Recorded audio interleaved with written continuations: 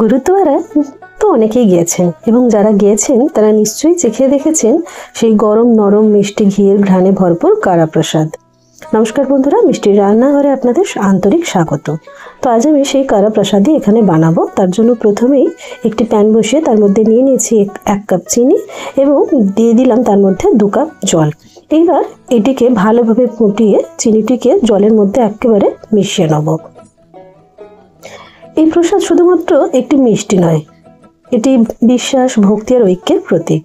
আজ আমি আপনাদের এটাই দেখাবো যে কিভাবে এই প্রসাদ ঘরে অতি সহজেই বানিয়ে নেওয়া যায়। চিনি ধীরে ধীরে ফুটে জলের সাথে মিশুক, ততক্ষণ অন্যদিকে আমি ঘি গরম করে নিচ্ছি। এখানে নিয়ে নিয়েছি আমি 1 কাপ ঘি। ঘি ভালোভাবে গরম হয়ে উঠলে তার মধ্যে দিয়ে নেবো আমি আটা।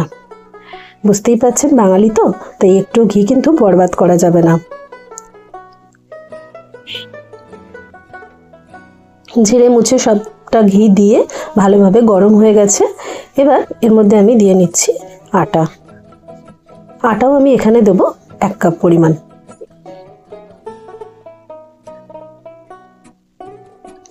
এবার এটিকে নেড়ে চেড়ে ভালোভাবে ঘিয়ের সাথে মেশাতে হবে এবং ক্রমাগত নাড়তে হবে যতক্ষণ না ঘিয়ের গন্ধ ঘরে ভরে ওঠে আর আটার কাঁচা গন্ধ চলে যায়। এই প্রসাদ তৈরিতে লাগে মাত্র 4টি উপকরণ: গমের আটা, ঘি, চিনি আর জল। কিন্তু বিশ্বাস করুন, এর স্বাদে মিশে আছে অগাধ শান্তি আর পরম ভক্তি।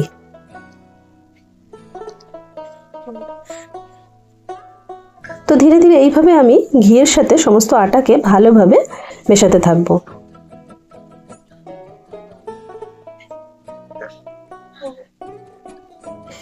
এই ক্ষেত্রে একটু মোটা তলাযুক্ত পাত্র ব্যবহার করলে ভালো হয়, কারণ যাতে আটা তাতে লেগে পুড়ে না যায় এবং ক্রমাগত কিন্তু এটিকে নেড়ে যেতে হবে। আপনারা সহজেই বুঝতে পারবেন ধীরে ধীরে নাড়ার পর আটার রং কিন্তু পরিবর্তন হতে থাকবে। সত্যি বলছি বন্ধুরা, যখন আমি এই প্রসাদ রান্না করি গোটা ঘর কিন্তু ঘিয়ের গন্ধে একদম মম করতে থাকে।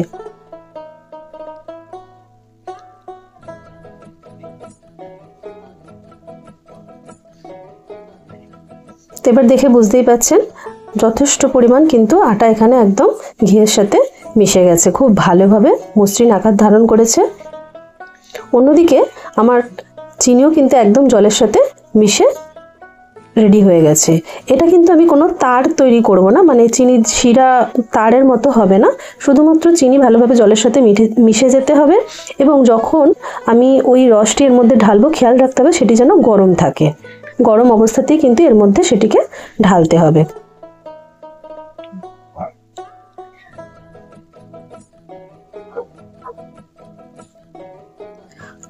ক্রমাগত নেড়ে নেড়ে আমি কিন্তু এটিকে ভালোভাবে তৈরি করে নিচ্ছি। দেখতেই পাচ্ছেন ঘি কিন্তু নিচে দেখা যাচ্ছে যে ঘি কিন্তু ছেড়ে ছেড়ে দিচ্ছে এবং এটিও কিন্তু একদম পাত্র থেকে উঠে উঠে আসছে, তার মানে এটি কিন্তু সম্পূর্ণভাবে রেডি হয়ে গেছে।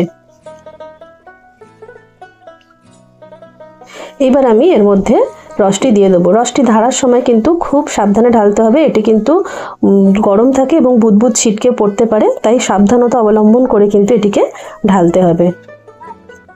আমি এটিকে 2-3 ভাগে ঢালবো, একবারই পুরোটা ঢেলে দেবো না। প্রথমে কিছুটা দিয়ে ভালোভাবে মেশাবো।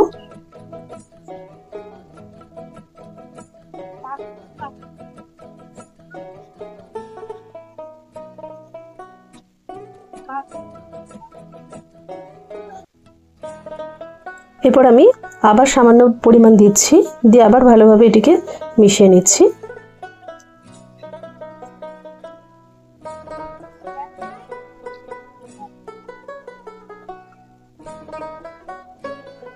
এখানে যে পরিমাণটা থাকে সেটা হলো 1 কাপ ঘি, 1 কাপ আটা, আর চিনি থাকে 1 কাপ, আর জল থাকে 2 কাপ।